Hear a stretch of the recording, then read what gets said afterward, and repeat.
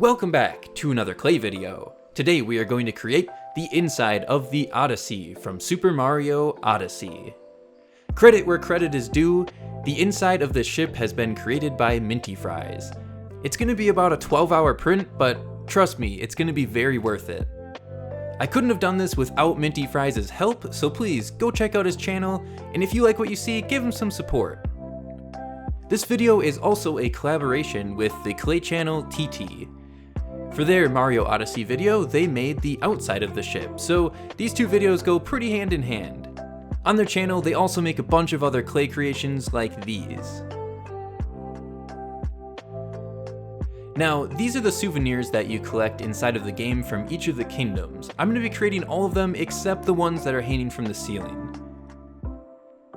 Now, I never quite finished the game 100%, but 660 out of 999 moons I feel like is pretty good. This is what the inside of the ship looks like. Of course, it's not entirely filled because I don't have all of the souvenirs, but it's pretty close. However, I'm going to be using an image of the completed ship so we can actually make all of the souvenirs. Now, as I mentioned, I'm not going to make the souvenirs that are hanging down from the ceiling, and this is because although I printed the ceiling and painted it, I feel like it kind of drowns out all of the details and you can't really see into it very well. So without the roof on the Odyssey, it just looks a lot better. So I hope you understand why it's not a complete 100% Odyssey. So I've made frogs a few times before, and they're really weird but easy to create. I think due to their bodies just being so blobby and gelatinous, it's pretty easy to get a good looking frog. And the only thing better than a frog is a frog with a top hat.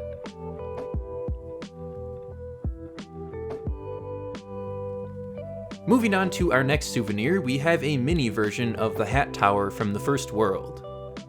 Now I gotta say, the first world is one of my favorites in design. I don't really like that it's so limited, there's not really a whole lot going on, but the design of the world is super unique.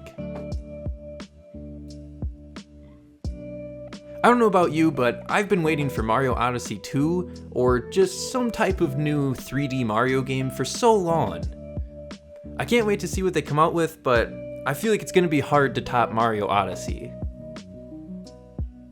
So back into the clay creating, I made this nice little stand with grass, which I felt like I was really proud of and it looked super good.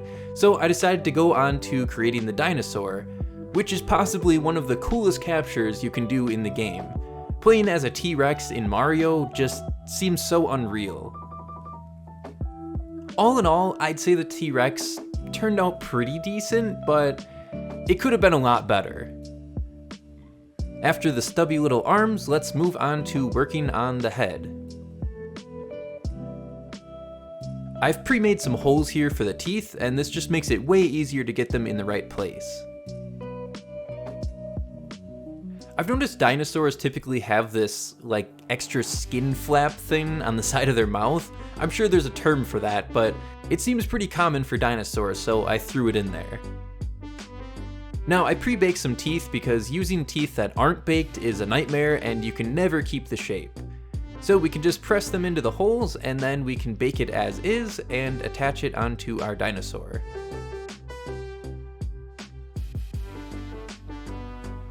Now, although you could argue this dinosaur doesn't look the best, it could look better, but the biggest issue I had with it is that it's actually way too big.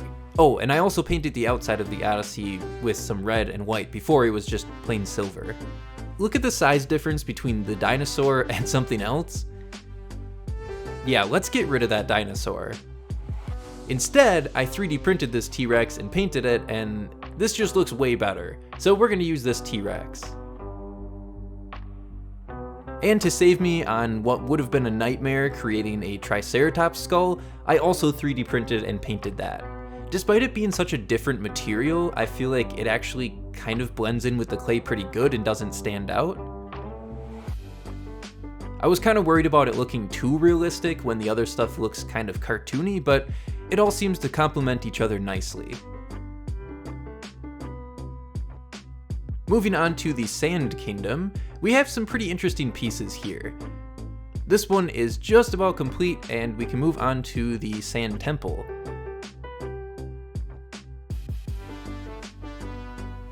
This temple in the Sand Kingdom is basically an upside down pyramid. So let's build it like this for support reasons and add in all of the details, and then we can flip it over and work on the top side.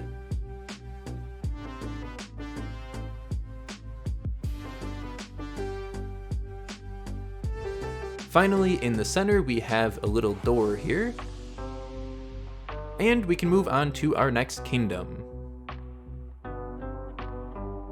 When I first saw this character, I thought it was the same dinosaur that's in Mario 64 in the Hazy Maze Cave, but I looked it up and it's not. It's a completely different dinosaur. That's alright, but it just would have been cool to see the dinosaur from 64 be in a different game. I'm realizing now when I'm watching this, I actually didn't add in the top hat. But I guess oh well, because I can't really go back and do that.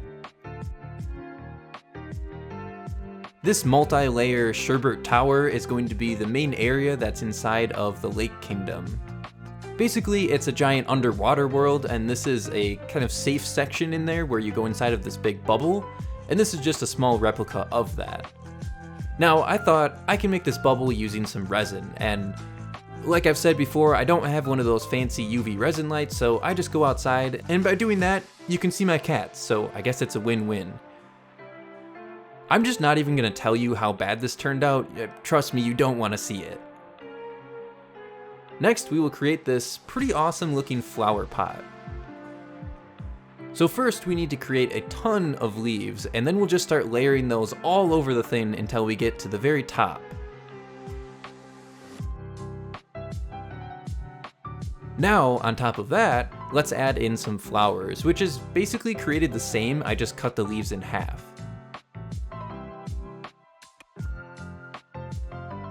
Now, probably one of the most complex but awesome looking things is these robots in the Wood Kingdom.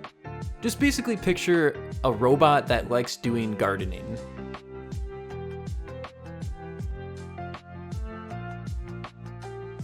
In this world, you have to do a few different things where you have to grow plants or water plants, and I definitely wouldn't have expected a Mario character to look like this, but it's very fitting to the kingdom that they're in.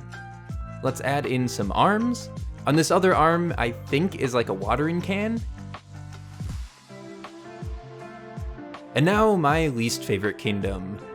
This one is just not fun. For me, poison is just my least favorite type of world in Mario games. I mean, underwater is right up there with it, but the poison ones are just the worst.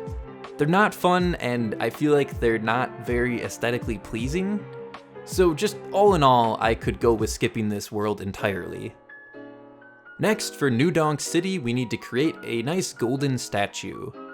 This was actually surprisingly easy to create at such a small scale while still getting a decent amount of detail. I don't know about you, but the introduction of New Donk City into Mario was pretty sweet. Seeing actual humans in Mario games and modern day cities is just crazy.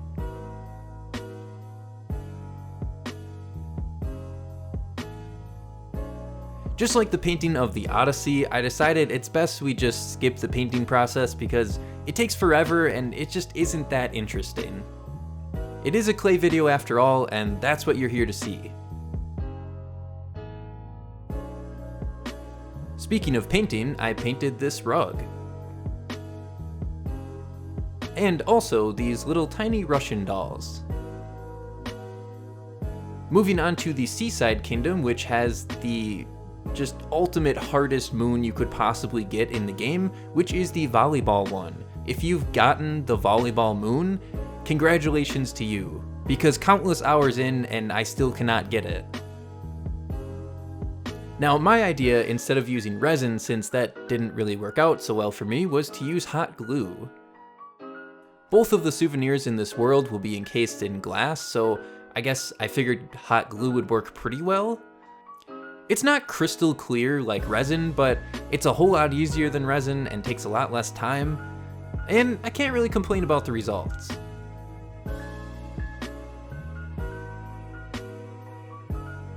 Taking a golden marker, we can make some nice little swirly patterns on here. And look at that, that's actually pretty cool. Now for the food kingdom, I can't remember the name, we are going to create these little forks, which are like the NPCs in this area. Let's add in a nice little bow tie. And our next souvenir is a nice little pile of fruits and vegetables. And yeah, it's a little bit of a weird jump going from my table that I was at to this table, but this cutting mat is going to be the new format for my videos because I just feel like it looks a little bit better, and my old table was just so messy and ruined from clay. My other table was also a lot lower, which ended up just kind of hurting my neck after working on clay stuff for a while, so all in all, this is just a better setup. After adding some little leaves onto these, we can move on to the next kingdom. Now, to be completely honest, I have no idea what this statue is called, but it reminds me of this Mario statue.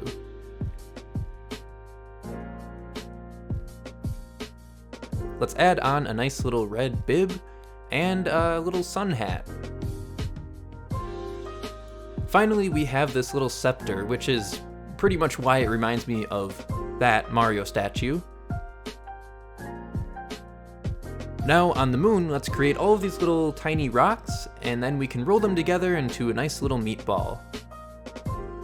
And since this meatball is actually floating in the air, I stuck a little wire in there to help it levitate.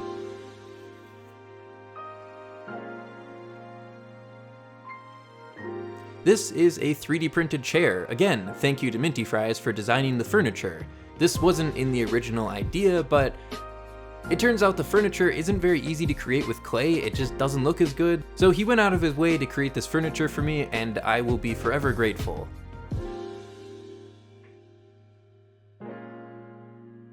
Now, the final and one of the most difficult things to create is Peach's castle. There's always one thing in a project that I'm just really dreading making because I know it's going to be hard or it's not going to look very good, and this was that thing. Luckily, it actually turned out pretty well and came together smoothly, which was surprising. For a final detail, we need a nice little wooden door in the front, and that is our souvenirs complete. So let's check out the rest of the furniture. You know these little chairs, we also have this bigger sofa. We have a bookshelf, the wardrobe, and a mirror, but it's not really a mirror because it's white. So I have this weird kind of foily type paper. I don't know what you want to call this, but it's gonna work out great for a mirror. I have no idea where it came from either, I just kind of saw it laying around and thought I should use that for the Odyssey. I basically just kept cutting it small little bits at a time until it fit the right size, and then I super glued it into place. As you can see, it does have some reflective properties. It's a little hazy, it's kind of like a funhouse mirror, but it's pretty cool. Here's a quick lineup of all the souvenirs and furniture, and now we can get those all into place using some super glue. So while we get everything into place, I want to talk about one thing real quick. I'm not going to be posting weekly videos for the time being because I want to just keep making big projects like this. I feel like they do a lot better for views, and I also just have more fun creating these massive projects. So it's pretty safe to say it's going to be every other week for videos, but if I'm making something super crazy, it might take me 3 weeks. But I'll try to not keep you waiting too long. For a final detail here, I created these little coffee cups and added in some wool for the steam.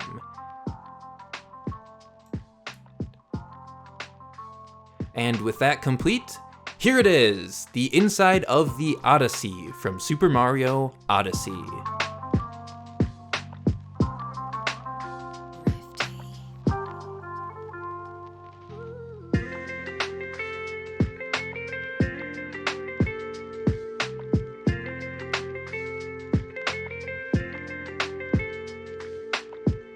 I hope you all enjoyed the video. This one was a crazy amount of detail. And as always, thank you to my patrons over on Patreon for helping to support my channel. Thank you all for watching, and I will see you all in the next one.